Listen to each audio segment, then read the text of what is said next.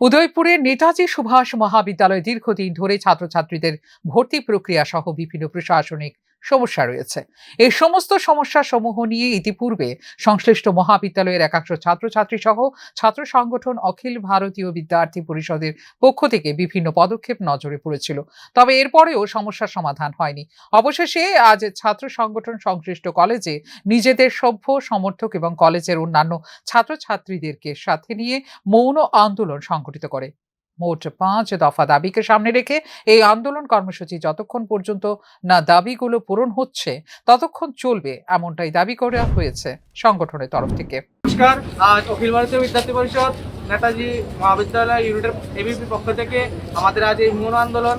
আমরা গত কিছুদিন আগে আমরা একটি আন্দোলন করেছিলাম, যেখানে আমাদের আশ্বাস দিয়েছিল যে খুব শীঘ্রই ছাত্রীদের এবং যে সমস্যাগুলির সমাধান হবে। কিন্তু ত্রিপুরা ইউনিভার্সিটির যে নতুন তাদের একটা যে ফর্ম দেওয়া হয়েছে স্টুডেন্টকে, যারা ফর্মগুলো ফিল আপ করে তারপর তারা রিসেপশনে দিতে হবে, কিন্তু তাদের স্টুডেন্টরা আরও হয়রানি বেশি হচ্ছে।